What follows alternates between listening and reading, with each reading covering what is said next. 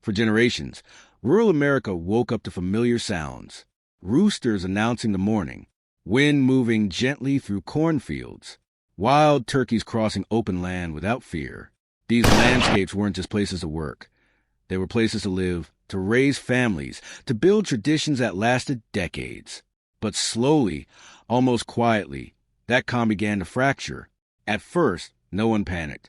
A patch of soil torn up overnight. A fence bent where it hadn't been before. A vegetable garden destroyed for reasons that didn't quite make sense. Farmers assumed it was deer, maybe bad weather, maybe coincidence. But patterns began to form. Damage didn't stop. It multiplied.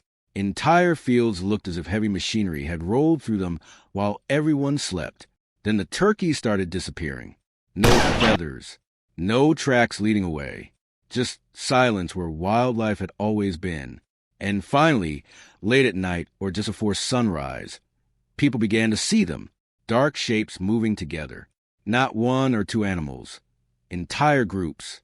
Dozens strong. Moving with intent. Feral hogs had arrived. These weren't confused animals wandering off course.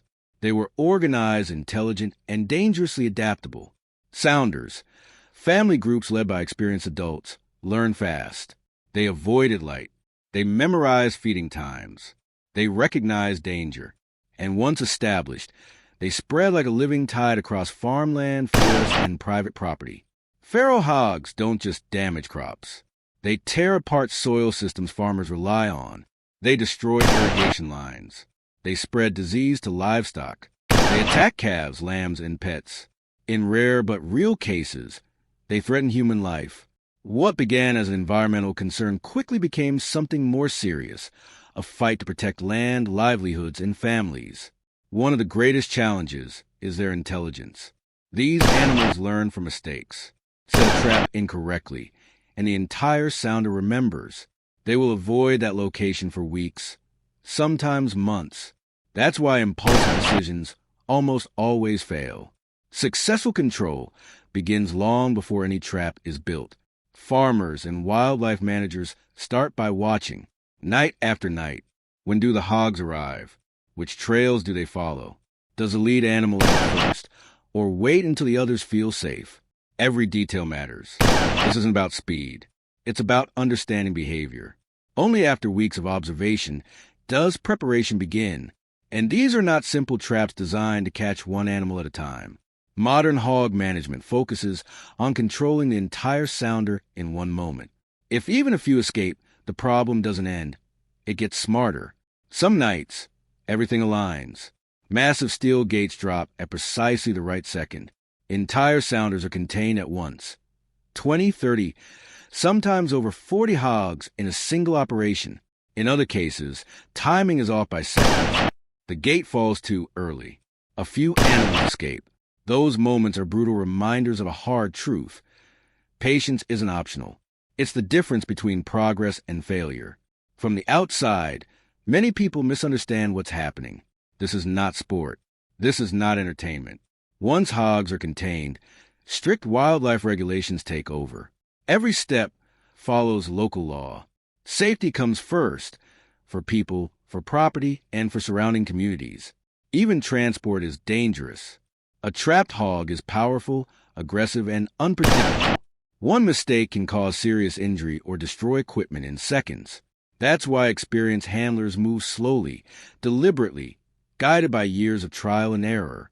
All of this happens while farmers face countless other pressures: unstable markets, extreme weather, rising costs.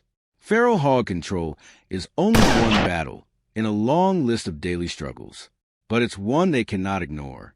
Because when hog populations are finally reduced, something remarkable happens. The land begins to heal. Soil stabilizes. Crops recover. Wildlife returns. Turkeys come back to the fields. And children can once again play safely in their own yards.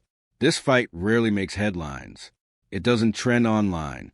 But it plays out every night across thousands of farms in America. Quietly, relentlessly. Farmers don't see themselves as heroes. They see themselves as caretakers, protecting land passed down through generations, not to dominate nature, but to restore balance.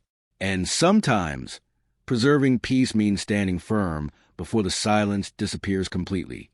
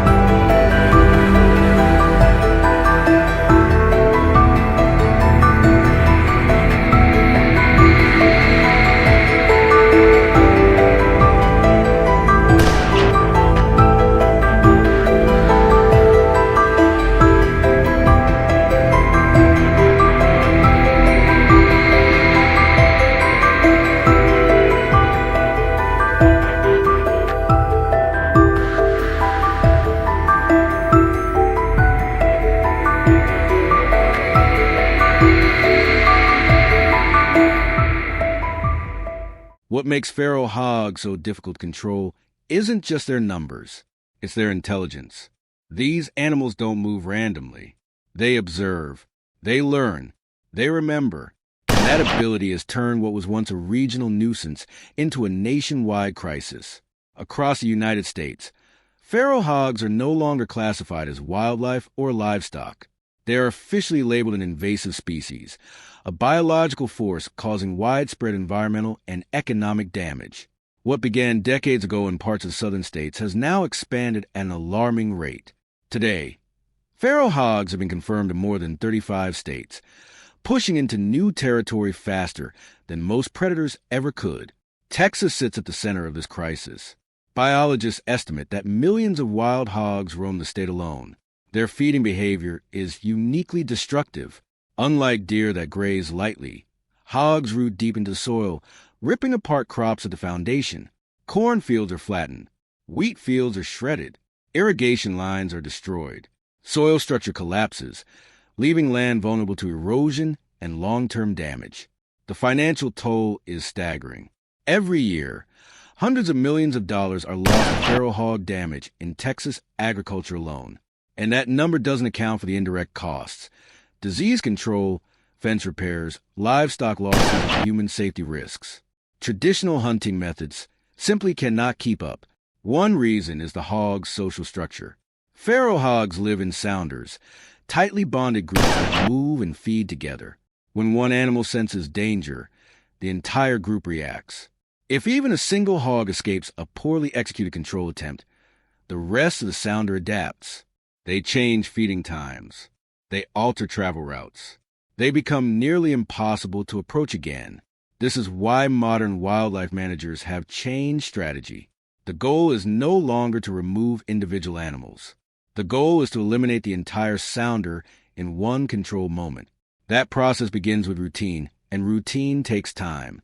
Trappers establish feeding sites using fermented grain with a strong scent that carries across long distances. The food is placed consistently, night after night, without any active trap in place.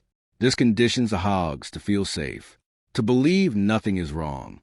After several days, a heavy-duty steel trap is installed, but left open. Cameras monitor every movement. Managers watch carefully, learning how many hogs are in a group, which animals hesitate, and which one holds authority. Often, it's the older, more experienced boars that refuse to enter. They stand at the edge, watching for hours, testing the environment before committing. This waiting game can last weeks, sometimes longer, but patience is everything. Triggering too early guarantees failure. When the moment finally arrives, it's precise. Every hog must be fully inside. The gate drops only when the sounder is completely committed, heads down, feeding without fear. In that single second, the problem is contained. The success of capturing an entire sounder goes far beyond numbers. It stops reproduction in that area. It prevents future generations from continuing the cycle of destruction. It protects hundreds of acres of farmland in one operation. There's another danger most people don't consider: disease. Feral hogs carry parasites and illnesses that can spread to livestock, pets, and humans. By isolating and removing entire groups, managers drastically reduce the risk of outbreaks in nearby communities. The physical strength of these animals adds another layer of risk. Adult wild hogs can weigh well over 100 kilograms and sprint faster than many humans can react. Their impact can destroy standard fencing with ease. That's why modern traps are built from reinforced steel, welded at every joint and anchored deep into the ground. Without that strength, containment will be impossible. Invasive species management isn't about aggression. It's about strategy, observation, timing, technology. When done correctly, it's safer, more humane, and far more effective than endless chasing or scatter removal. Once hogs are contained, strict wildlife regulations guide the next steps. Every action must comply with local laws. In approved cases, the meat can be processed safely and legally, sometimes feeding families or being donated to charitable organizations. What was once a destructive force becomes a controlled resource. Beyond farmland, the ecological impact is just as important. Ground nesting birds regain habitat. Native species recover food sources. Balance begins to return. This is a reality of feral hog control in America today. A battle not fought with haste, but with understanding. Not driven by emotion, but by science.